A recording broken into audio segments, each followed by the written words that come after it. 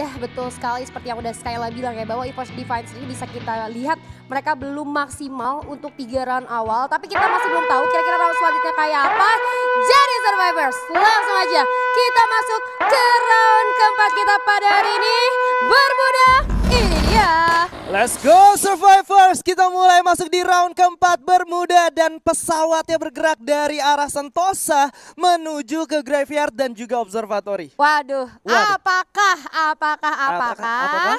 Akankah Eko Esports dan juga EVOS Define turun menjadi tim terakhir di arah penentuannya? Apakah ya? Apakah? Ini judulnya adalah apakah, dan tentunya menjadi sangat leluasa untuk beberapa tim seperti Aura sendiri yang tidak punya banyak pertimbangan. Mereka hanya gimana caranya bisa finish di posisi top 5. Ya. Mereka bertahan untuk dapetin poin yang cukup banyak dan bertahan di divisi 1. Betul, yang Justru penting yang bertahan. terhighlight jadi di posisi 1 sampai ke 6. Iya, yang 1 sampai ke 6 dan ada beberapa tim juga yang kita harapkan bisa keluar dari zona degradasi. Tapi lihat, Eko Esports dan juga EVOS Define seperti yang sudah kita tebak-tebakan tadi ya. Apakah benar mereka akan turun bersebelahan dan benar terjadi? Udah gitu, apakah mereka akan saling tabrak-mentabrak? Kita masih belum tahu karena sih sebenarnya gue pengen banget mereka tabrak-tabrakan gitu. Seru ya? Seru Tapi harusnya. menurut gua nggak apa-apa, disimpan aja nyampe ke late zone. Kenapa? Karena lebih panas lagi gitu. Ya. Hype-nya bakal lebih panjang lagi kalau EVOS dan teman-teman dari Iko sendiri bertemunya di bagian late game. Dan Ya. kalau lu lihat dari teman-teman First Rider sendiri, mereka seharusnya membalikan drop zone mereka yang dulu gitu. Mereka Ya. bermain di daerah Bima Sakti dan merapatkan barisan di Katulistiwa yang menurut gue ini bukan tanpa alasan. Mereka ingin terjadinya perang antara Iko dan juga EVOS itu benar-benar mereka menjadi orang ketiga dan mendapatkan keuntungan. Ya, kita lihat dari minimapnya garis pesawat yang tidak bersahabat dengan zona ternyata ya. Garis pesawatnya di tengah enak, tapi zonanya nggak di sana. Nggak di situ ya. Ya Allah, jahat banget tuh buat tim-tim yang ada di sebelah kanan gitu kan. Apalagi seperti NXL yang biasanya turunnya di daerah Cape Town gitu kan. Dan untuk tim-tim yang cuman punya sekitar 2 jalan keluar yaitu RBL yang bermain di daerah Sentosa gitu. Dan kali ini kalau kita lihat dari RRQ sendiri mereka masih melakukan satu rotasi dengan rotasi yang cukup sama yaitu di daerah Plantation dan juga di daerah Dam ya. Yes, betul sekali dan kita lihat kali ini Mamang jump shot kita. Gimana? RRQ kasih ternyata masuk. Main. Ini dia nih abang-abangan gue. Abang-abangan lu. Abang-abangan gue. Yang followersnya subscriber YouTube-nya bisa beli motor. Waduh. 11 juta. Itu dia. Yang kalau di repost sama frontal itu yang follow langsung banyak banget. 3.000 sekali follow. Iya, itu dia. Oke. Tolong Waduh. repost saya ya nanti Bang Frontal. Mayan, pansos sedikit. Iya, itu dia. Tapi anyway, kita bakal menyaksikan nih di mana teman-teman IOG yang tadi bertahan di daerah Clock Tower ternyata mereka tidak bakal coba untuk stay di situ. Gua rasa dari pergerakan mereka coba pengen untuk ngamanin 2 tower yang ada di perbatasan antara Clock Tower dan juga Bima Sakti. Betul sekali dan dari Iron of Gods ya kita tahu dari awal dari segi performanya mereka benar-benar lagi cukup stabil sama kayak SS Alpha dan juga Aura Ignite. Di sini masih berpeluang besar banget sebenarnya untuk mendapatkan posisi-posisi teratas apalagi mengingat Eko Esports dari round pertama masih belum bisa maksimal secara placement ataupun secara poin eliminasi. Tapi kita lihat dari GPX Wings masuk kali ini menggantikan seorang Devito. Ya, Devito bakal di take down karena memang dari match 1 bisa gue bilang Devito juga belum menunjukkan performa maksimalnya dan terpaksa harus digantikan oleh seorang Wings. Dan kali ini justru menjadi satu komposisi yang cukup baru gue lihat di mana Wings, 18 Deer, Justin dan juga Rao disatukan. Yes, betul sekali ada 18 Deer, Justin, Rao dan juga Wings. Wings sempat main di week yang kemarin ya dan gue melihat Wings itu adalah salah satu player yang bisa gue bilang cukup stabil di GPX itu sendiri dan apakah kali ini GPX akan mendapatkan pundi-pundi poin kill ataupun poin placement yang baik karena bisa gue bilang GPX 2 hari ini dari hari Jumat ya itu mainnya agak sedikit kurang greget lah gitu ya. Jadi menurut Anda GPX mainnya jelek? Kurang greget, Oh, gua nggak kurang biar greget. lu kompar. Dan kali ini kita bakal beralih sedikit ke arah RRQ ID yang sudah melakukan rotasinya ke daerah Bima Sakti dan sudah disambut oleh First Riders. Apakah ini bakal menjadi satu titik kembalinya teman-teman dari RRQ ID? Tapi ternyata dunya sudah terkena down dengan begitu cepat. Ada granat yang mulai dilemparkan. Adu setup kali ini Crime juga cukup sekarat. Langsung di jump shot oleh seorang Ikal yang tentunya tidak lurus rambutnya. Abai juga dan that's it. The end for RRQ QHD. Aduh, Bapak jump shot di jump shot ternyata sama First Riders Eclipse ya, yang akhirnya lagi dan lagi RRQ Hide harus puas di posisi-posisi yang tidak baik.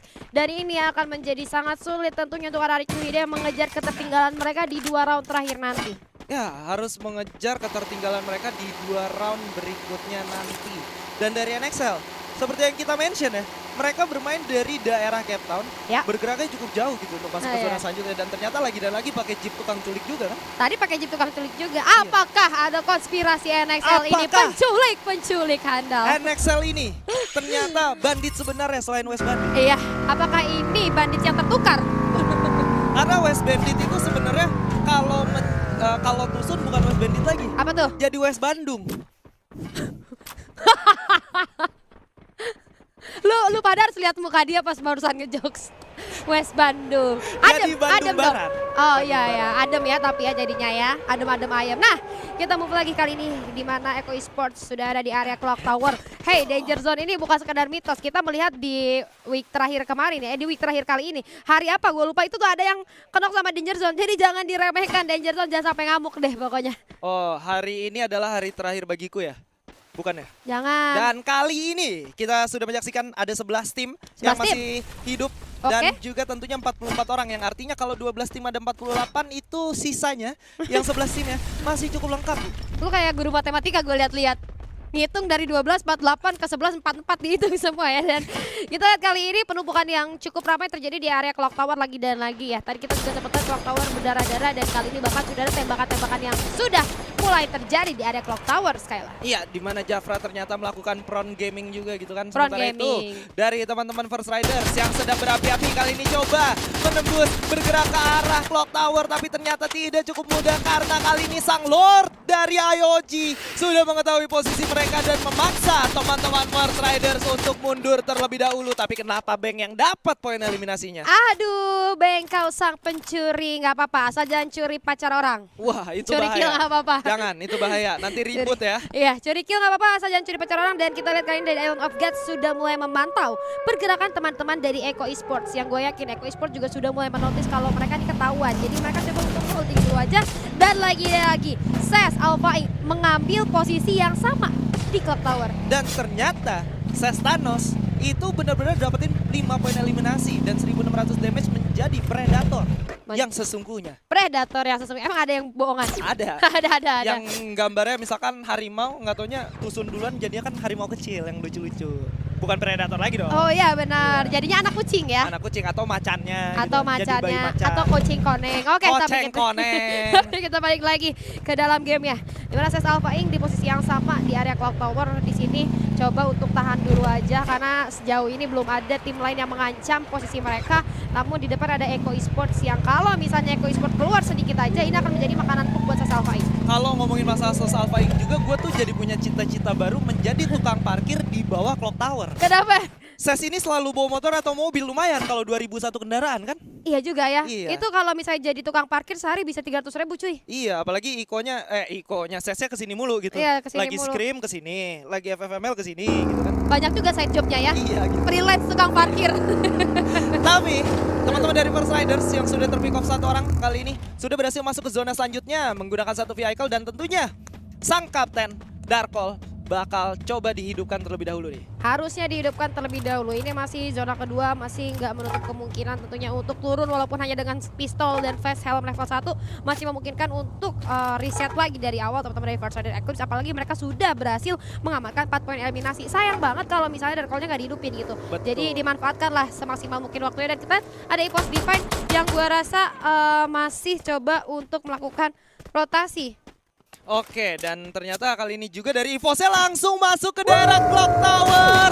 Apakah ini bakal menjadi satu perebutan pertandingan antara Iko dan juga EVOS? Bakal kita saksikan sebentar lagi karena ini peperangan bukan tentang mereka aja, karena ada NXL juga yang bakal join to fight kali ini. Dan kali ini Kucai bakal coba untuk bertahan, udah ditembakin, bahkan seorang Bion berhasil mendapatkan 2 orang sekaligus. Wow. Satu sudah tumbang, Kiba berhasil mendapatkan sub 13, dan kali ini mulai dimajuin begitu saja. Bion dengan granatnya coba untuk membakar terlebih dahulu, mencari lagi di mana lawannya berada, tapi masih ada glue wall yang menghalangi. Dude berhasil mendapatkan 1 orang dan juga terknckdown oleh granatnya sendiri, menyisakan 2 orang aja dari EVOS, yaitu Bion dan juga Abax Julia. Oke, kita lihat kali ini dari Mr. Koso 5 pun harus terjatuh dan tidak terselamatkan. Abax hati-hati, cukup terjepit kali ini sudah banyak orang. Ternyata oh my god, apa yang terjadi? Kita kali ini ada seorang Abax berhasil menjatuhkan satu orang, tapi First Rider Eclipse langsung maju tanpa pikir panjang. EVOS Divine pun harus puas di posisi ke-10 kali ini. EVOS Divine harus cukup puas di posisi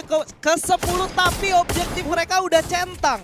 Objektif mereka adalah memutuskan Iko dan tidak membuat Iko mendapatkan poin lebih banyak lagi. Iya, betul sekali. Itu karena rival paling dekatnya Eko Esports ya. Dan lu lihat First Rider Eclipse 9 poin eliminasi. Oh my god, namun di sisi lain Adrian pun berhasil ter-take down di sana, bahkan langsung dikeluarkan ke arah lobby. 3 player yang tersisa kali ini mencoba untuk disengage terlebih dahulu. Tidak ingin ngeladenin teman-teman dari Rebellion Tabur. Tidak mau terlibat pertempuran yang lebih jauh lagi sekarang. Iya, dan ternyata Adrian sudah berhasil terpick off tentu saja.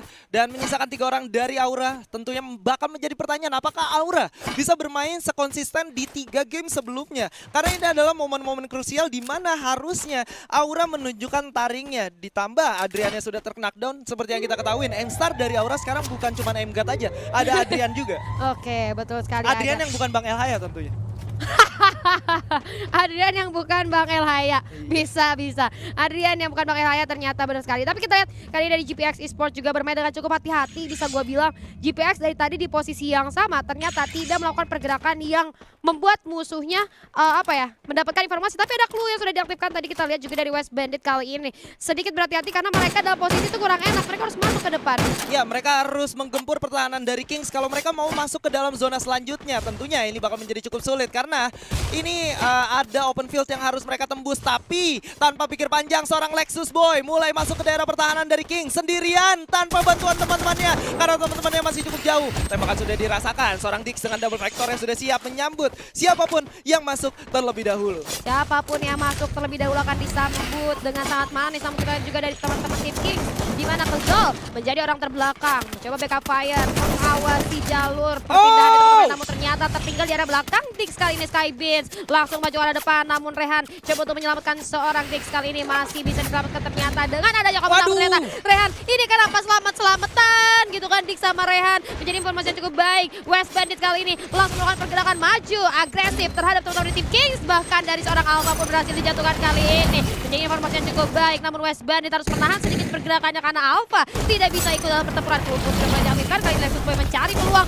dan Rev berhasil ditembak dengan kehilangan setengah HP-nya. Harus dipukul mundur terlebih dahulu oleh seorang Lexus Boy skala. Iya, Lexus Boy dan kawan-kawan kali ini tidak mengendorkan agresi mereka untuk mendekat ke arah Kings Esports yang sedang bertahan di satu rumah yang mereka tempati kali ini. Dan justru teman-teman dari First Riders juga sudah menyadari adanya pertempuran yang terjadi dan mereka coba memanfaatkan situasi ini menjadi satu keuntungan untuk mereka. Di lain sisi, Skybeams berhasil mendapatkan seorang Kezal dan ini menjadi pertempuran yang sangat panas karena ini adalah rematch di mana sebelumnya Kings berhasil ditumbangkan oleh West Bandit. Apakah ini bakal menjadi pembalasan denda paling indah karena 2 orang sudah berhasil didapatkan dan West Bandit harus puas di posisi ke-9. Kings masih lengkap 4 orang. Wah, pembalasan yang sangat indah kayak Scorpio balas dendam orangnya. Oh gitu.